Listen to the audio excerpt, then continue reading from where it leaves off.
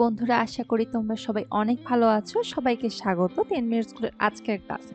আজকে আমরা পড়ব হিসাব বিজ্ঞান দ্বিতীয় পত্রের অধ্যায় অংশীদারি ব্যবসার হিসাব, এবং আজকে আমরা যে টপিকটা নিয়ে বিস্তারিতভাবে আলোচনা করব সেটা খুবই সহজ একটি টপিক, সেটা হচ্ছে সমন্বিত মূলধন হিসাব প্রস্তুত প্রণালী। প্রথমেই আমরা জানবো যে সমন্বিত মূলধন হিসাব বলতে কি বোঝায় এবং এটা কেন প্রস্তুত করা হয়।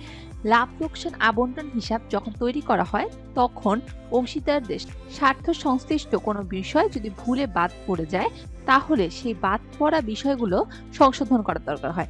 আর এই সংশোধনের জন্যই লাভ লোকসান সমন্বয় হিসাব প্রস্তুতের পাশাপাশি অংশীদারদের সমন্বিত মূলধন হিসাব তৈরি করা হয়ে থাকে। তাই এখানে বলা আছে সমন্বিত লাভ লোকসান আবন্টন হিসাব তৈরি করার পর এই সকল অসমন্বয়কৃত দফাগুলো পুনরায় নতুন মূলধন হিসাবে স্থানান্তর করতে হয়। সেই মূলধনকে সমন্বিত মূলধন বলা হয়ে থাকে।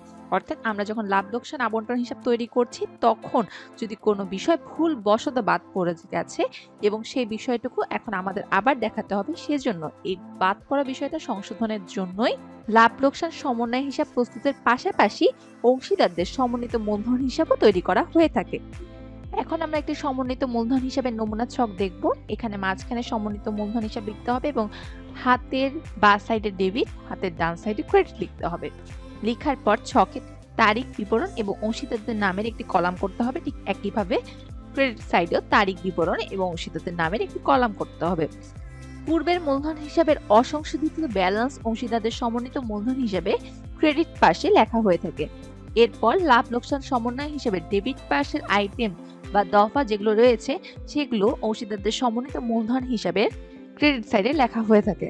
আর আমরা লাভ লোকসান সমন্বয় হিসাব যখন তৈরি করি, যেটা আমরা পূর্বের ক্লাসে বিস্তারিতভাবে আলোচনা করে এসেছি, আশা করছি তোমরা ভিডিওটি দেখেছো, সেখানে জেনে এসেছি যে ক্রেডিট পাশে যে আইটেমগুলো বসে বা দফাগুলো বসে সেগুলো যখন আমরা সমন্বিত মূলধন হিসাব তৈরি করব তখন ঠিক তার অপোজিট সাইডে বসবে, অর্থাৎ ডেবিট পাশে লেখা হবে।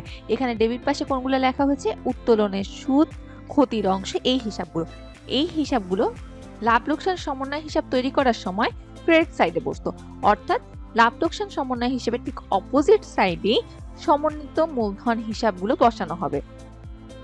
লাভ লোকসান সমন্বয় হিসেবে ডেবিট উদ্বৃত্ত যেটা রয়েছে সেই উদ্বৃত্তটুকু অর্থাৎ সমন্বিত ক্ষতি লোকসান অনুপাতে বন্টন করতে হবে এবং সমন্বিত মূলধন হিসেবে ডেবিট দিকে সেই টাকাটুকু স্থানান্তর করে দিতে হবে। তো সমন্বিত মূলধন হিসেবে ডেবিট সাইডে কোন হিসাবগুলো আসবে? যেমন লাভ লোকসান সমন্বয় হিসেবে উত্তোলনের সুদ, ক্ষতির অংশ আসবে এবং ব্যালেন্স বিডি আসবে। সমন্বিত মূলধন হিসেবে ক্রেডিট সাইডে লাভ ক্ষতি সমন্বয়ের মধ্যে কি কি আসবে? একটা আসবে মূলধনের সুদ, একটা হচ্ছে বেতন, এবং সবশেষে আমরা দুটো হিসাব যোগ করে যে সাইডে কম সেই সাইডে ব্যালেন্স সিডি নামে লিখে টোটাল হিসাবটুকু যোগ করে ডাবল জেড টানবো। এই ব্যালেন্স সিডি পরবর্তী বছরে বা পরবর্তী সময়ে ব্যালেন্স বিডি হিসেবে ব্যবহার করা হয়ে থাকে।